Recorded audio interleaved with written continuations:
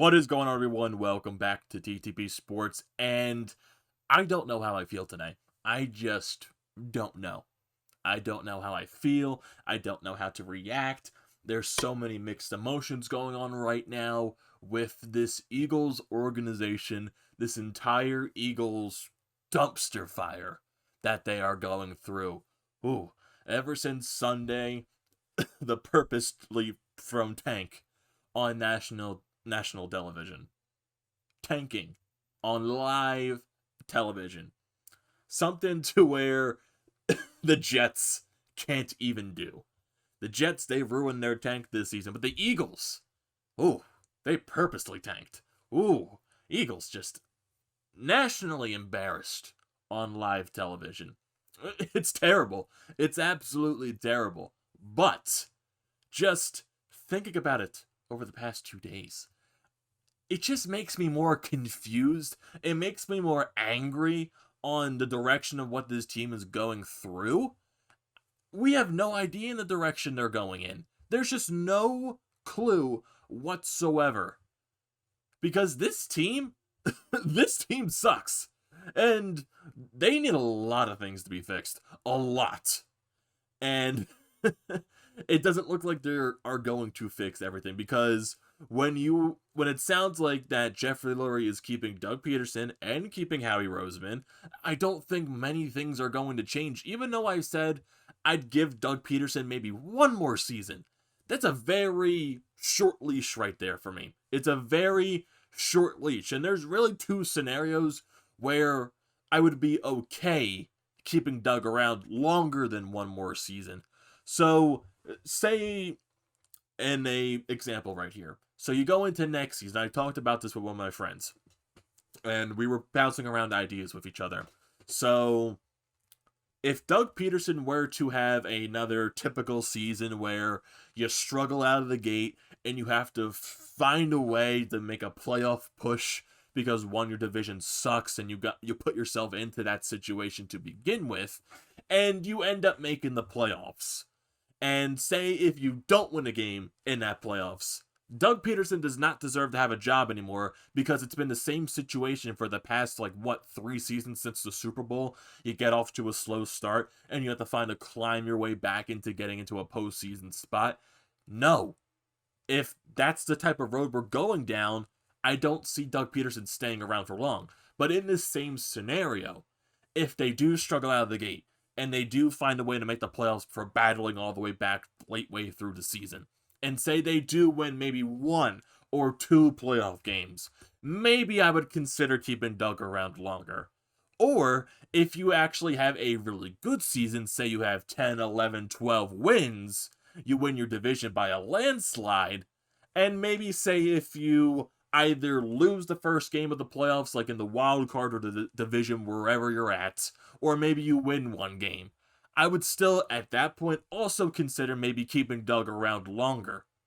But if it's going to be the same consistent, struggling, battling your way at the end of the season just to win your division, or even make the wild card, and you lose in the first playoff game, Doug does not deserve to have the job anymore. We cannot be doing the same thing year after year after year, because it's getting tiring. It honestly feels like decades since we've seen a good football team. And we only won the Super Bowl, 3-4 years ago now? 4 years ago, honestly? Maybe, no, actually, 3 years since we won the Super Bowl. It feels like it's been a while. It's been that long, basically, in everyone's mindset at that point, because the past few seasons have been so frustrating, especially this one. This season just felt like it dragged on and on and on because of how bad the team was, because of all of the drama that is circling within this organization right now. It's just mind-boggling. It is so mind-boggling to think about that. It just is. And just going back to Sunday's game, you were down by 3 points. You don't kick the field goal, even though I still technically agree you go for the touchdown since you're on the 1-yard line. But also I can understand the argument by kicking the field goal just to tie the game. But then you bring in Nate Sudfeld in the fourth quarter That just shows you're trying to lose the game. I don't care what explanation Doug tries to bring into this concept. Oh, this was Sudfeld's chance to deserve a spot for how long he's been with the team. Bullshit. Bullshit. You purposely tried to lose the game, whether it was your call, whether it was Howie's call, or whether it was Jeffrey Lurie's call. You tanked the game in the fourth quarter when you brought in Nate Sudfeld. And Jalen Hurts, no, he didn't have that great of a game, but he kept you in the game to begin with. And the defense kept you in the game the entire road. So bringing in Nate Sudfeld basically describes you're going to throw the game. And it was broadcasted live on national television on Sunday Night Football for everyone to see. And, getting into the Giants side of things, I don't care what the Giants think. The Giants here, sitting here, their head coach, their players, complain that, the Eagles tanked the game on live television. They tanked their chances. Teams should go out there and try to win every single game. Even though I agree with teams should go out there and try to win, the Giants are sitting here complaining and crying that, the Eagles, you should have won the game because that would have helped us make the playoffs. What? What? I don't care. I don't care what the Giants stink. I don't. The Giants are literally sitting here crying like babies because the Eagles didn't win a game so they would make the playoffs. One, the Giants put themselves in their own damn situation because they're 6-10. You should not take any type of pride making the playoffs and winning your division when you're 4 games below 500 at 6-10. No team should take pride when they make the playoffs when they are below 500. No team should. And the Giants are literally sitting here crying like babies because the Eagles didn't go out there and win a game. The Eagles were not going to win that game to begin with. They just weren't. And it felt like that the entire road. And then once you brought in Nate Sudfeld, they're not winning this game. They're just not going to. So the Giants literally sitting over there complaining, the head coach sitting there complaining. Shut up. Just shut up. You weren't going to win a playoff game to begin with. You just weren't. And honestly, going up against Tampa Bay, against Tom Brady, honestly, I feel like they would get crushed. The Giants would not win a single game. And who knows? The Washington football team, they might not be the Tampa Bay Buccaneers. They just might not. They might, but they also might not. I'm going on the side of they probably won't. A team that is below 500, who makes the playoffs, is not going to win a playoff game. It's just reality. It's not going to happen. Only by pure luck, a team below 500 wins a playoff game. That is the only way that will happen. Even though I think the Carolina Panthers, when they made the playoffs below 500, I think they did win a playoff game, but that's besides the point. That is besides the point right there. No team should take pride in making the postseason when they are below 500. You just should not. Because your entire division was terrible, and you were terrible as well. You should not be taking pride in making the playoffs in a terrible division. You just should not. Unbelievable. Absolutely unbelievable. And just going through the stages at the end of the game, even after the game, and just going through the past few days, you're hearing stories about Jalen Hurts didn't know Nate Sudfeld was going to come in, and he was pissed about that. Other players were pissed about that. Miles Sanders, Fletcher Cox, the other players were pissed at Doug Pederson, and they were just really confused why they were bringing Nate Sudfeld in during a 3-point game. And now there's also other reports saying that Jalen Hurts, he might have known beforehand that Nate Sudfeld was eventually going to get snapped in this game. So maybe are these other types of stories that the players are pissed at Doug maybe going a little bit overblown? Is it the media just trying to spur some type of attention around the Eagles? Probably yes and no.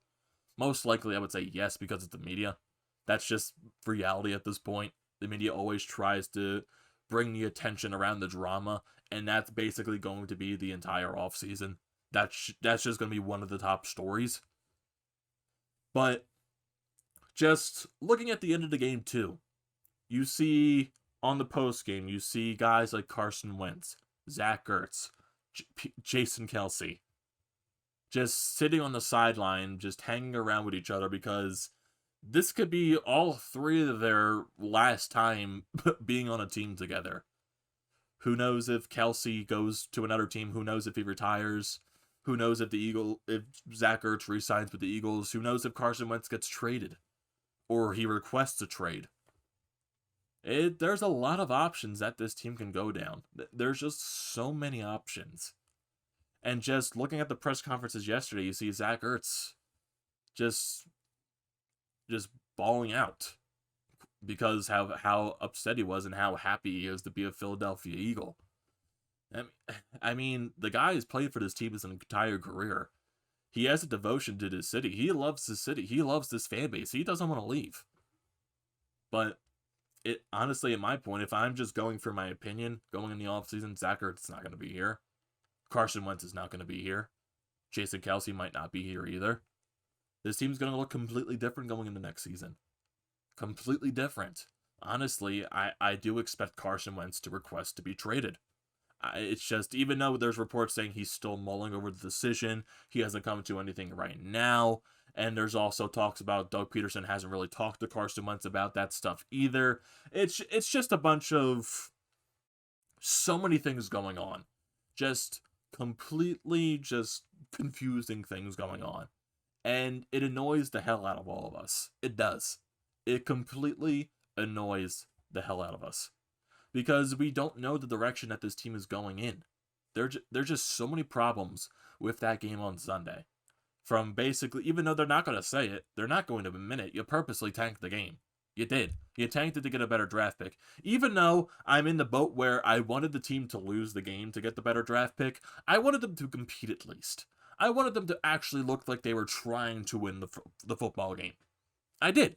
I didn't want them to go out there and throw out Nate Sudfeld to tank the game. You say that as a joke, but then when you bring in Nate Sudfeld, that's when the joke is going way too far. Doug, you gotta stop right there. Because looking at it right now, you're tanking the game. And you actually did. I'm just like still confused about it. I'm still so confused about it. I'm just sitting on my couch watching this game, and I just like, why is Sudfeld coming out here? And then you'll also see stuff with Jalen Hurts on the sideline saying, what the hell are we doing? Everyone feels that way what Jalen Hurts is saying. Like, what the hell are we doing? It's unbelievable at this point. It's so unbelievable in the direction this team is going in. This team is broken beyond repair. This is an organizational problem. It goes to the top, the very top. Jeffrey Lurie needs to find a way to get this shit under control. I don't trust him. I don't trust him whatsoever. This is a guy that's best friends with Howie Roseman and is not going to fire him. He's just not going to. So Howie Roseman is most likely going to stay aboard with this team, probably not doing anything positive to help fix this team, and honestly just going towards the draft. This is what I'm thinking. This is like pure raw emotion right here, and hopefully this doesn't happen, but I can see this happening 100%. Carson Wentz requests a trade.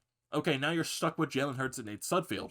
You go into the draft. You have the 6th overall pick. The Eagles use that draft pick to draft a quarterback. I can totally see that happening. I can completely see that happening. Oh, we gotta keep the quarterback factory going. And Howie Roseman commented on that, saying he regrets saying that. Oh, do you, Howie? Do you? Oh my God, Howie Roseman pisses me off. He is such a joke. He has no idea what the hell he's doing. He may be a wizard when it comes to manipulating the cap, but he's also one of the main reasons we're in this terrible cap situation to begin with. So, yeah, it's a lose-lose situation at this point. And when basically the team is at a situation where they basically need every type of player they can possibly get, and I'm still thinking about in the draft, like, where do they focus on? Do they go by need? Do they just go best player available since they're at 6th overall? And there's still that thought in the back of my mind, they're going to draft a quarterback. There's just, and my friend feels the same way. He's the one that came up with the idea. I was like, I can see that. I can definitely see that. Oh, God. It's just like, thinking about it is making me want to gouge my eyes out. It's just making me want to pull hairs out. It's just saying, because I can just imagine that happening on draft night. I can just envision it. I can just be sitting there on my couch. The Eagles come up and they say with the whatever pick they have, the 6th overall pick, they draft a quarterback. I can totally see that happening. 100%. And in my honest opinion, when you go at this draft, since the Eagles need everything, they need everything under the sun. They need wide receivers. They need offensive linemen. They need people on the defensive end. They need people in the second. They need everyone. They need everyone. And they've drafted so many wide receivers. Like, with the wide receivers they have drafted over the past few years, and maybe coaching can help them develop a little bit more. But when you have a chance to draft one of the top wide receivers on the board in Davante Adams, take it. Just take it. Because that's who I want the Eagles to draft. Davante Adams. I do. It's probably not going to happen. I hope it does happen. But like I said, there's still that lingering thought in the back of my mind that they're going to draft a quarterback. I just feel that. I can 100% see that. They trade Carson Wentz this offseason. Most likely, if the reports are true, most likely will get traded to Indianapolis because that's where he sees fit. I don't know. I have no idea in the road this team is going through. I just don't. Is there a disconnection now between the players and Doug Pederson between the game on Sunday, bringing in Nate Sudfeld? What's the situation now going through in the front office? It's so mind-boggling. It's so mind-boggling, but it's also interesting at the same time. But it's also anger-inducing at the same time as well. And there's definitely going to be more reports on this. It's going to be an entire offseason. It's without a doubt. It's going to be a hectic offseason. With either they do stuff at the front office, which most likely they're not going to, at the rate everything's going. I just don't see it. Who knows, maybe they do shape up the coaching staff. You just got to wait and see what happens. And the bigger news is Carson Wentz going to get traded or not? And that's going to be one of the bigger stories as well. So it's going to be one hell of an offseason. Definitely is. Definitely is. And we're going to keep it up here with the Eagles stuff because, this is going to be one hell of an offseason. It just is. There's going to be so much to talk about. So much. So, I want to hear your thoughts on this video. Just your thoughts about, are you still trying to get over Sunday's game? Are you still trying to get over the purposely tanked game? And just, what are your thoughts going into the offseason? I want to hear your comments. So, don't forget to leave your comments in the comment section. Don't forget to drop a like. Don't forget to check out the Painted Lives, which I am a part of. Their links will be in the description below. You can definitely hear their opinions about the Eagles because they got a ton of opinions. So their links will be in the description below. Don't forget to check out the Fired Up Podcast merchandise website. That link is also in the description below. Thank you for watching this video, and I will see you next time.